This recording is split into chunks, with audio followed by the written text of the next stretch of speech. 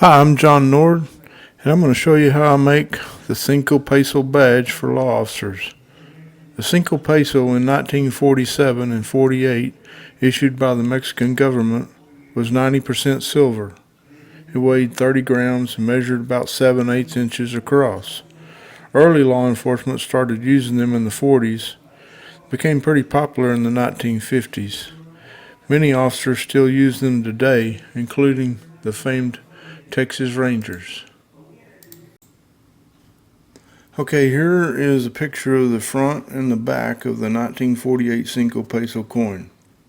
Okay, when I make a badge, I put the eagle on the back of the badge. That's the way all the builders do it, and I'm not sure what the reasoning is, but that's the way I was told it needed to be done, and that's the way it's been done in history.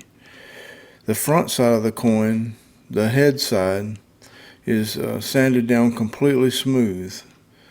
And then I paint it with this white carton stencil ink by spray on.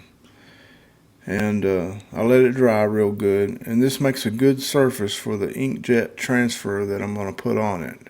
There's other means of transfers, and you can use whatever means you want. But on the coins, this is the way I do it. Okay, the next step, I do a drawing of what's going to go on the coin exactly. And I use a software program for this. My software program that I use cannot be obtained any longer, but Corel Draw would probably be a good option. You want to make this drawing exactly the way you want the badge to be. Okay, the next step, for my transfer method, I print the drawing in a mirrored image with an inkjet printer, and then I put it down on the coin, and I apply a small amount of acetone with a cotton ball to the paper, and this transfers it to the coin, and it usually works pretty good. Okay, as you can see here, the transfer looks nice and sharp. So now I'm ready to engrave the letters on the coin. The best way I've found, and definitely the quickest way, is to cut the letters in by hand using my engraver. And I use a square graver for this, and I have a pulse graver. A lot of you guys out there have error engravers. But anyway, I carefully go over the letters with my rotary tool after I engrave them in with the square graver. I have a super small ball bit that goes into my rotary tool, and I just carefully go over the hand cut lettering with this small ball bit, and this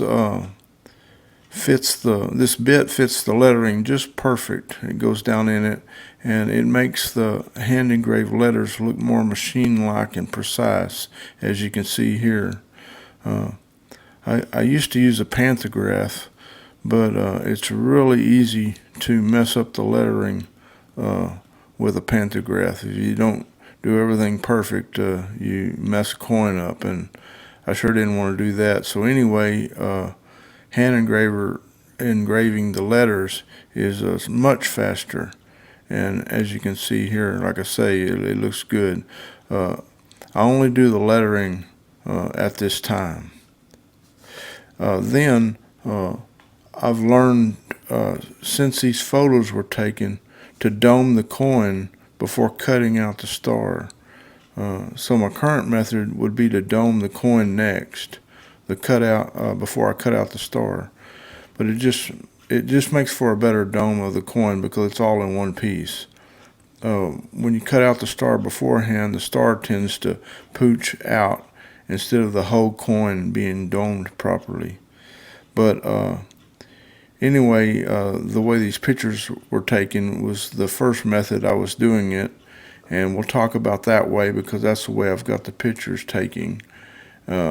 So the next thing I do is the coin's not domed at this point, and I drill a hole in each one of the spaces around the star, and then I put my jeweler saw in those spaces and cut each space out, following the lines that I transferred onto the coin. Okay, after cutting out the star, I chucked the coin up in my vise, and I engraved the rest of the coin, the dashes, the leaves, and all else that the drawing shows. Here's the coin with all the engraving done. Next, I take the coin out and I put it in my press, and I tape both sides of it with blue tape, and I dome the coin in a pop cap appropriate for the right size, and I use a wooden curved top dowel rod.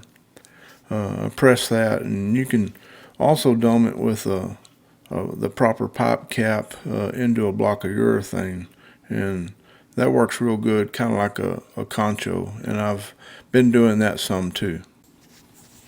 Okay, now it's time to make the catch for the back of the badge, and I make my catches by hand, and they're similar to the old original badge catches.